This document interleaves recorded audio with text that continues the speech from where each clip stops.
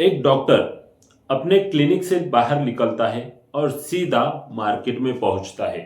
Market से वो कहीं सारा नमक खरीदता है और उस नमक को अपने साथ लेकर निकल जाता है। रास्ते में पड़े हुए एक फालतू कुत्ता उसे मरा हुआ नजर आता है। उस कुत्ते को भी वो अपने साथ ले लेता है और अपने क्लिनिक के बाजू में जो खाली जगह पड़ी हुई है वहां पर खड्डा खुदवाता है और उस कुत्ते को वहां पर दफना देता है, गाड़ देता है और वहीं पर वो पूरा नमक डाल देता है। अब ये बात सुनने के बाद तुम्हें लग रहा होगा कि डॉक्टर कितना अच्छा आदमी है और कितना नेक आदमी है, जिसने एक फालतू कुत्ते को जो सड़क पर मरा पड़ा हुआ था उसे लाकर कहीं दूर नहीं फेंकवाया, बल्कि अपने क्लिनिक के बाजू में गाड़ दिया और उस पर मार्केट से लाकर नमक भी डलवा दिया। और जो लोग आस पड़ोस के लोग ये सब देख रहे थे उन्हें भी ऐसा ही लगा और वो डॉक्टर की बड़ी तारीफ करने लगे। पर मैं तुम्हें बता दूं कि डॉक्टर एक अच्छा इंसान नहीं तो एक शैतान इंसान था, एक हैवान इंसान था। डॉक्टर ने वहां पर उस खाली जगह पर कुत्ते को इसलिए गड़वा दिया क्योंकि डॉक्टर ने उससे पहले वहां पर एक लड़की की लाश गड़वाई थी। जी हाँ, वहां पर वो खड्डा करवाकर एक लड़की को दफना देता है और फिर किसी को वहां पर शक ना हो इसीलिए वहां पर उसके उसके ऊपर एक कुत्ते को भी दफना देता है। जी हाँ, ये सुनकर तुम्हें एक कहानी जैसा लग रहा होगा, पर ये एक रियल स्टोरी है जो मैं तुम्हें बताता हूँ कहाँ पर हुई है। ये स्टोरी हुई है 20 फरवरी 2021 की ये बात है और ये बात मध्य प्रदेश के जिले की है और उस जिले का नाम है सतना। सतना जहां पर एक दांत का दवाखाना था और वहां पर एक डॉक्टर था। उस डॉक्टर ने अपने ही क्लिनिक के लड़की को मारकर अपने ही क्लिनिक के बाजू में गड़वा दिया था। अब मैं तुम्हें बताता हूं कि ये हुआ कैसे। सतना जिले में एक एक आशुतोष त्रिपाठी नाम के लड़के का दवाखाना, डॉक्टर का दवाखाना था। उम्र उसकी करीब 32 साल थी और वो अपने दांतों का दवाखाना वहां पर चला रहा था। और वहीं पर एक लड़की जॉब के लिए आती है जिसकी घर की परिस्थिति कुछ ठीक नहीं थी। उसके पिताजी एक लकड़ी की दुकान पर काम करते थे, मजदूरी करते थे और उस लड़की की पढ़ाई चल रही थी। उस लड़के ने सोचा क्यों ना पढ़ाई के साथ साथ कोई छोटा मोटा जॉब किया जाए, काम किया जाए, जिससे घर वालों को हेल्प हो जाए। इस बारे में ऐसा सोचकर उसने अपने घर वालों से कहा कि मैं भी कुछ पढ़ाई के साथ छोटा मोटा जॉब कर लूं तो आपको थोड़ी हेल्प हो जाएगी। और घर वालों को भी ये सही लगा और लड़की जिसका नाम भानु था, वो भानु नाम की लड़की जॉब देखने के लिए बाहर निकल जाती है और वो जॉब देखते देखते इस दवाखाने पर पहुंच जाती है जो दांतों का दवाखाना होता है। उसकी मुलाकात डॉक्टर से होती है। डॉक्टर से मुलाकात होने के बाद डॉक्टर से वो कहती है कि मुझे जॉब की जरूरत है और मैंने आपके दवाखाने के बाहर बोर्ड भी लगा हुआ देखा कि आपको भी यहाँ पर किसी की जरूरत है। तो डॉक्टर ने भानु से कुछ सवाल पूछे। भानु ने उन सवालों का सही जवाब दिया, बहुत ही अच्छा जवाब दिया और डॉक्टर को वो जवाब सही भी लगे। डॉक्टर ने उसे काम पर रख लिया। डॉक्टर ने भानु को बताया कि तुम्हें रोज सुबह 10 बजे यहाँ पर आना होगा और सुबह 10 बजे से रात के 9 बजे तक ये दवाखाना चलता है और ये वक्त तुम्हें यहाँ पर देना होगा। हाँ, दोपहर में अगर तुम चाहो तो अपने घर जा सकती हो क्योंकि तुम्हारा घर पास में है और दोपहर में यहाँ पर 2 घंटे का ब्रेक होता है। इस ब्रेक में तुम चाहो तो घर जा सकती हो। तुम्हारी पढ़ाई चल रही है तो तुम किताबें अपनी यहाँ पर ला सकती हो। जब कोई पेशेंट ना हो, तुम्हें कोई काम ना हो तो तुम पढ़ाई भी कर सकती हो। ये सब बातें उस दिन उनकी हो जाती है। भानु अपने घर जाती है, अपने माँ को, अपने पिताजी को ये बात बताती है और उसके माँ को और पिताजी को ये बात बहुत ही अच्छी लगती है क्योंकि दवाखाना उनके घर से कुछ ही दूरी पे था, ज्यादा फासला नहीं था और काम भी अच्छा था और भानु की पढ़ाई भी पूरी तरह अच्छी तरह से होने वाली थी। ये सोचकर उन्होंने भी हाँ कर दिया। भानु उस दवाखाने पर जाने लगी। कुछ वक्त बीत जाता है, कई दिन ये सिलसिला चलता रहता है। फिर एक दिन भानु को रिश्ता आता है, भानु की शादी की उम्र हो जाती है, भानु को रिश्ते आने लगते हैं और भानु के पिताजी कहीं आपस में ही भानु का रिश्ता फिक्स कर देते हैं और ये बात भानु को बताती है। भानु यही बात डॉक्टर को बताती है और डॉक्टर को ये बात बिल्कुल भी अच्छी नहीं लगती।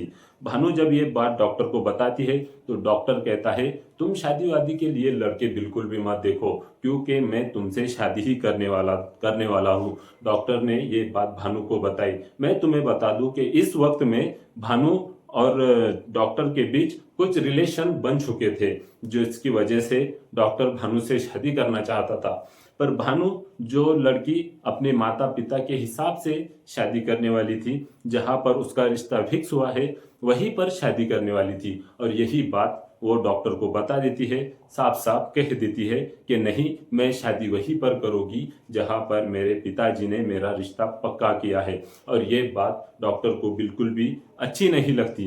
उनकी इस बात को लेकर झगड़ा शुरू हो जाता है, कई बार उनकी लड़ाई होती है। फिर एक दिन आता है कि बात कुछ ज्यादा ही बिगड़ जाती है और भानु डॉक्टर से साफ साफ कह देती है कि मैं आज के बाद तुम्हारे दवाखाने पर बिल्कुल नहीं आऊंगी और तुम्हारा और मेरा रिश्ता खत्म। यही बात डॉक्टर को अच्छी नहीं लगती। डॉक्टर और भानु वहां से निकलने लगती है, तभी डॉक्टर उसका दुपट्टा पकड़ता है और खींचता है। भानु बड़ी जोर से नीचे गिर जाती है।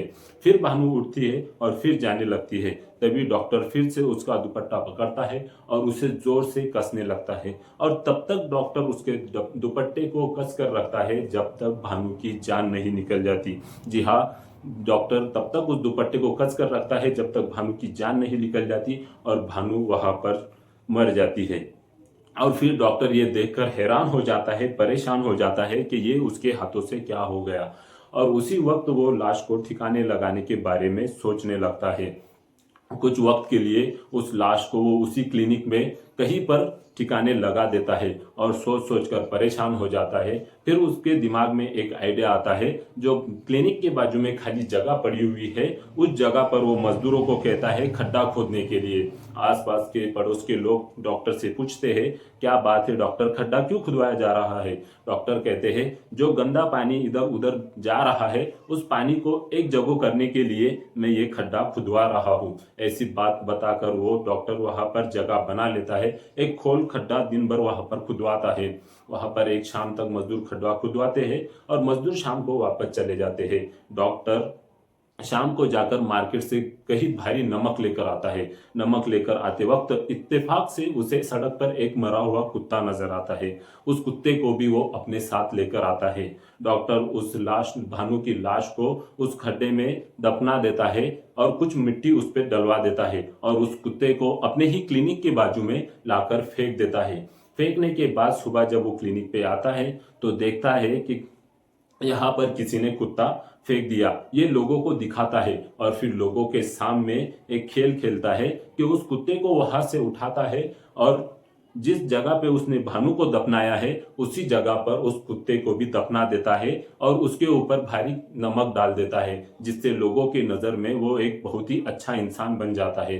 पर कुछ दिनों के बाद भानु का पता ना लगने की वजह से ये केस उड़ जाता है। उसके माँ बाप पूछताछ करने लग जाते हैं और भानु का कोई पता नहीं चलता।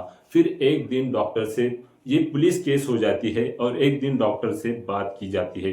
डॉक्टर तो पहले कह देता है कि मुझे नहीं पता, उसकी शादी होने वाली थी, उसने ये कहकर काम छोड़ दिया और वो यहाँ से चले गई। उसके बाद मेरा उससे कोई कांटेक्ट नहीं और पुलिस भी ये पूछताछ कर कर वहाँ से निकल जाती है। पर जब भानु के मोबाइल की लोकेशन ली जाती है, सब डॉक्यूमेंट्स एक जगह किए जाते हैं, कुछ सबूत निकाले जाते हैं, तो सारे सबूत डॉक्टर की तरफ ही इशारा करते हैं।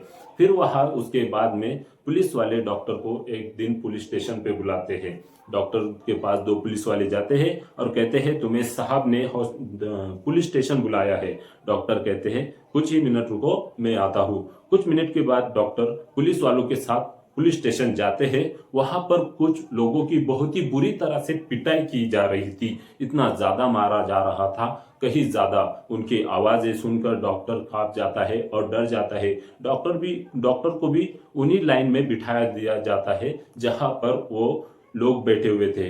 2-3 लोगों के नंबर हो जाते हैं और फिर जो लास्ट इंसान होता है जो डॉक्टर से पहले होता है उसको लेने के लिए आते हैं और डॉक्टर को भी इशारा किया जाता है कि अब इसके बाद तुम्हारा नंबर है, तुम भी तैयार जरूर रहना।